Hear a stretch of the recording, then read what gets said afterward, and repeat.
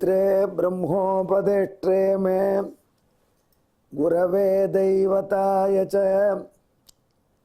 प्राप्याय प्रापकायास्तु नमः श्रीनिधये नमः।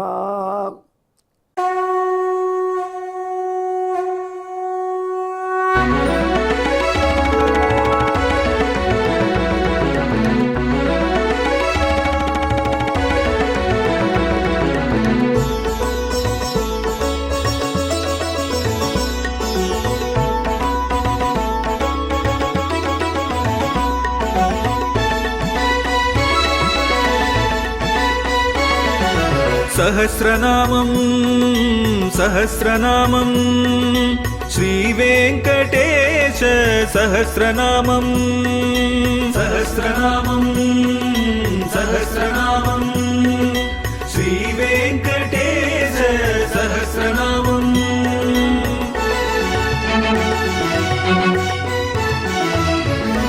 உலகில் கலிவினை தோஷம் அகற்றும் நாமம் சஹஸ்ரநாமம். உயர்வுகளை வாழ்வில் அளிக்கும் நாமம் சஹஸ்ரநாமம். திருமலையில் தினம் அர்ச்சனை நடைபெறும் நாமம் சஹஸ்ரநாமம்.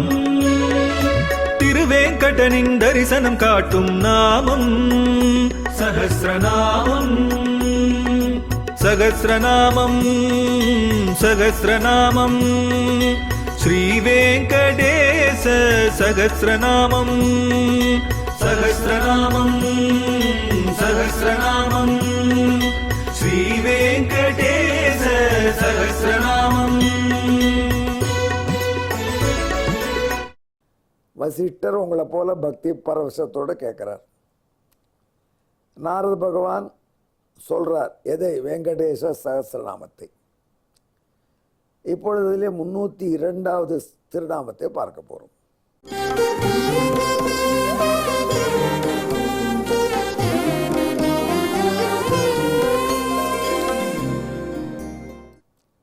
இந்த திருநாமம் வத்சாந்தகன் என்பது.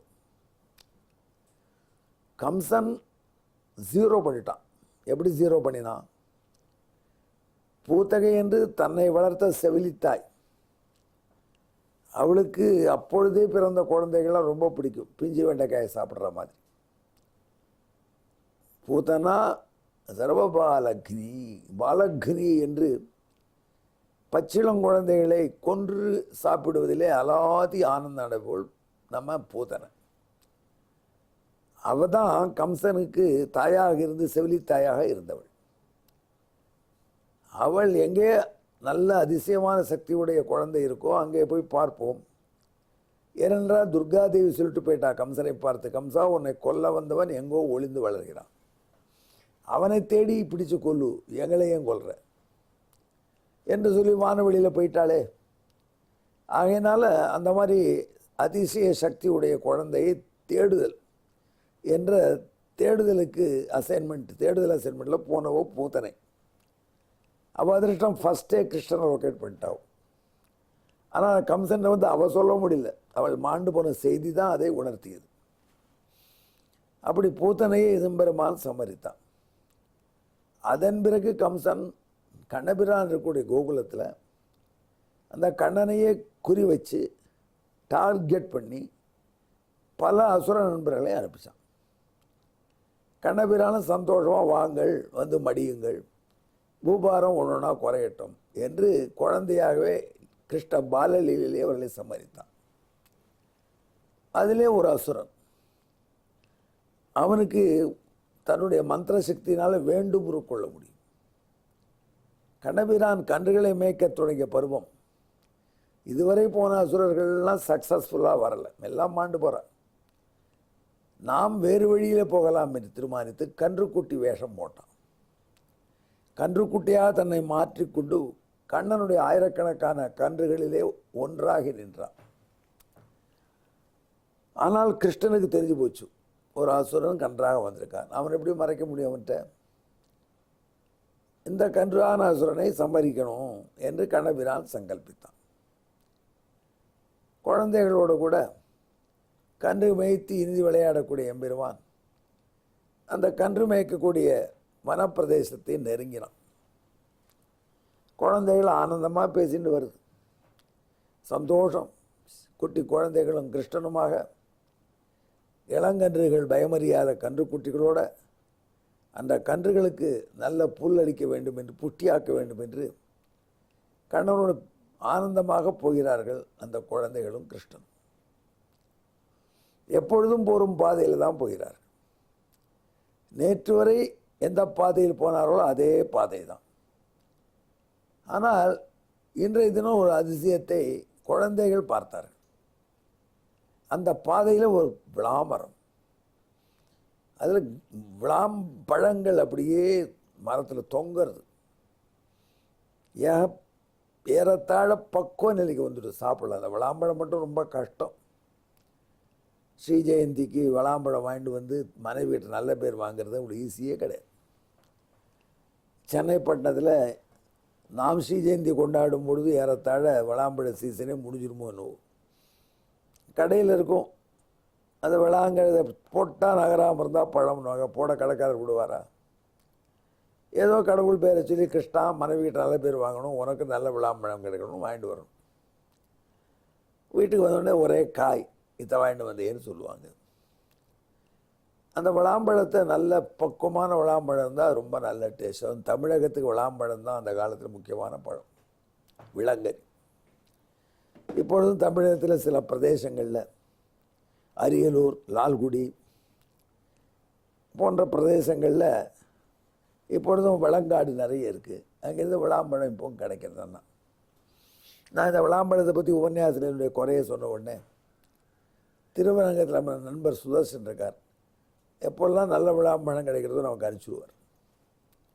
இறைவனுக்கு அர்ப்பணித்து விளாம்பழ பச்சடி பண்ணி சாப்பிட்டு ஆனந்தப்படுவோம். விளாம்பழ ஓட்டை தூக்கி ரசத்தில் போட்டால் அதுவும் டேஸ்டியாக இருக்கும். அந்த விளாமரத்தில் கமன்னு வாசனை மிக்க விளங்கனிகள் தொங்குறது. குழந்தைகளுக்கு நாக்கில் ஜலம் சுட்டுடுது. கிருஷ்ணா அதை பார் விளாமரம் பழுத்து தொங்குறது. அந்த விளாம்பரத்தெலாம் பொறிச்சு சாப்பிட்டால் என்ன என்று கேட்டான். குழந்தைகளை கேட்டன, நேற்று வரைக்கும் விளாமரமே இல்லையே, இன்று விளாமரம் வந்திருக்கு, இது என்ன மாய வித்தை என்றது குழந்தைகள் யோசிக்கக்கூட இல்லை. அந்த விளாம்பழத்தில் உள்ள ஆசை, சர்வஜனான எல்லாத்தையும் ஒரே நேரத்தில் அறிந்து பிரத்யட்சமாக பார்க்கக்கூடிய கிருஷ்ணனுக்கு விளாமரம் மட்டும் தெரியல, விளாமரமாக முடிவெடுத்த அசுரனும் இருக்கிறது தூக்குச்சு. அதாவது கம்சன் என்ன பண்ணியிருக்கான், 2 pronged அட்டாக் பண்ணியிருக்கான். ஒரே சமயத்தில் 2 பேரை இந்த தடவை அனுப்பிச்சிருக்கான். ஒருவன் கன்றாக மாறி ஒரு அசுரன் கண்ணபிரானுடைய கன்றுகள் மந்தையில் இருக்கான். இன்னொருத்தன் கண்ணன் போகிற பாதையில், குழந்தைகள் போகிற பாதையில் விளாமரமாக இருக்கான். அந்த குழந்தைகள் விளாமரத்தை சாப்பிடும், பொறிக்கும். அந்த டைமத்தில் கிருஷ்ணன் வந்தால் டமால் என்று அவன் மேலே விழுந்து அவனை சமரித்து விடலாம் என்று கபித்தாசுரன் விளாம்பழாசுரனுடைய பிளான். கன்று அசுரன் உரிய சமயத்திலே கண்ணனை டமால் பிடிச்சி அடிக்கணும்னு அவன் வரான். இரண்டையும் கவனித்தான் கண்ணபிரான். குழந்தைகளே கவலைப்படாதீங்க, உங்களுக்கு விளாம்பழம் நான் அடித்து கொடுக்குறேன், எல்லாரும் அமைதியாக இருங்கள்னு நண்பர்களை அமைதிப்படுத்தினான். பாரு, இந்த விளாம்பழம் விழறதுக்கு ஒரு அடி அடிக்கணும் தடியினால். அந்த காலத்தில் குணில்னு ஒரு தடி வச்சுருப்பாங்களாம். சங்கப்புலவர் பாடுறார், மாஞ்சோலை ஒன்றும் அதில் மாம்பழங்கள் பொழுத்து மாங்காய்கள் பழுத்து கனிகளாகவே தொங்குறது. சாலையின் இடதுபுறம், சாலையின் வலதுபுறத்தில் கரும்பு வயல்கள். அங்கே போன இளைஞன் என்ன பண்ணான், ஒருத்தன் அந்த மாங்கனி அடிப்பதற்கு குணில் வேணுமே, கழியால் தட்டினா கீழே பழங்கள் உதறலாம், அவைகளை பொறுக்கி எடுத்து அனுபவிக்கலாம், சுவைக்கலாம். ஆனால் கையில் வந்த குணில் எதுவும் இல்லை, கழி எதுவும் இல்லை. அவன் ரொம்ப கெட்டிக்காரன், ரொம்ப ப்ரெசன்ஸ் ஆஃப் மைண்ட். ஒரு கரும்பை பிடிங்கினான் வேரோட, அந்த கரும்பை முறிச்சான், அந்த கரும்பின் தோகைகளை கழிச்சான். இப்போ கருப்பந்தடி கையில் கடிச்சு கொடுத்து கரும்பை எடுத்தான், அதை குணிலாக அடித்தான் பாருங்க. அந்த மாமரத்திலிருந்து கனிகள் உதிர்ந்தன, கனிகளை சாப்பிட்டான், மாம்பழம் சாப்பிட்டான். அப்புறம் கொஞ்ச நாள் ரெஸ்ட் எடுத்துக்கிட்டு கரும்பையும் கடித்தான், பல்லுக்கு உறுதியாகிடுது, இனிமையாக இருந்தது. மெல்ல வீட்டை நோக்கி போனான். அதில் கரும்பு குணிலாக இருந்தான் அந்த சங்க காலத்து வாலிபன். ஆண்டாள் பாடுறா, கண்ணபிரானும் குளிலாக எரிந்தான் கரும்பையில் கன்று குட்டியே. ஆமாம் நண்பர்களே, என்ன நம்மக்கிட்ட தான் இவ்வளோ கன்றுக்குட்டி, ஒரு கன்றுக்குட்டி இல்லாத போனால் என்ன போச்சுடா? இந்த விளாம்பழத்தை அடிக்கிறதுக்கு இந்த கன்றுக்குட்டியை குளிலாக பயன்படுத்தும் என்று அசுர கன்றுக்குட்டியை பிடித்தான். வந்தையா மாட்டிடையா என்று நினைத்தான் கம்சனுடைய அடியாள் அசுரன். அந்த கன்றை அதன் பின்கால் இரண்டையும் பிடிச்சு தூக்கினான். அப்புறம் வளாமரம் இருக்குது, வளாமரத்தின் மீது இதை தூக்கி எறியலாம் என்று எறிஞ்சான். கொஞ்சம் பின்னாடி போய் காலை நன்கு தூக்கி இன்னொரு காலுக்கு அதனால் வலிமை வரை செய்து அந்த குணிலாக கன்றுக்குட்டியினுடைய 2 கால்களையும் பிடித்து விளாமரத்தின் மீது எரிச்சான். விளாம்பழங்கள் உதிர்ந்தன. கன்று அந்த பக்கம் போய் விழுந்தது, ஆனால் அசுர வடிவத்தில். விளாம்பழங்கள் உதிர்ந்த பிற்பாடு அந்த விளாம்பழ வடிவத்தில் ஒரு அசுரன், அவனும் புடக்கின கன்றுக்குட்டி அடிபட்ட அசுரனை அசுரனால் தாக்கினான். கன்றசுரன் கொண்டு விளாங்கடி அசுரனை தாக்கினான், விளாமர அசுரனை.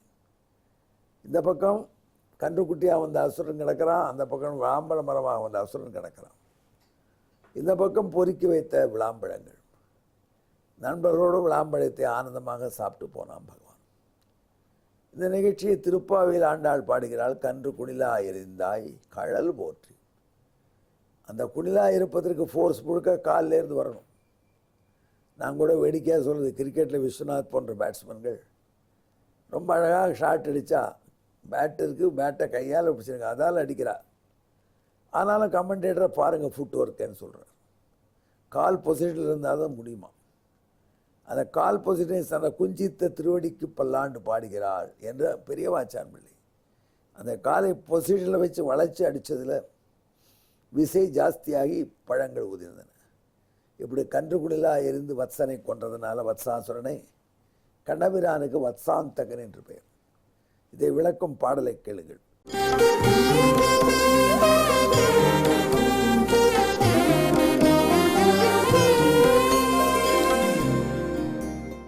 वत्सासुरं दंडपथे निवेश्य पृष्ठस्थपादौ परिगृह्य तस्य क्षिप्त्वा कपित्थे हतवन्तमेषः वत्सान्तको नम तदप्यभाति.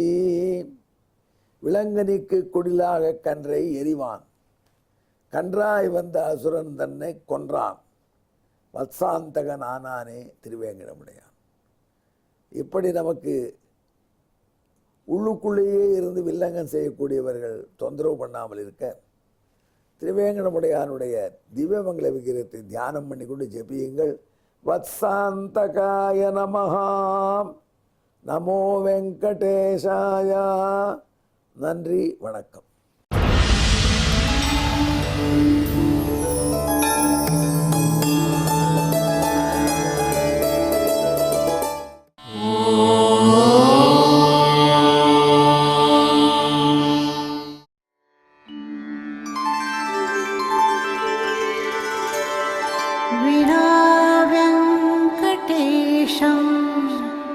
ननाथो ननाथः सदा वेङ्कटेशं स्मरामि स्मरामि. हरे वेङ्कटेश प्रसीद प्रसीद. प्रियं वेङ्कटेश प्रयच्छ प्रयच्छ.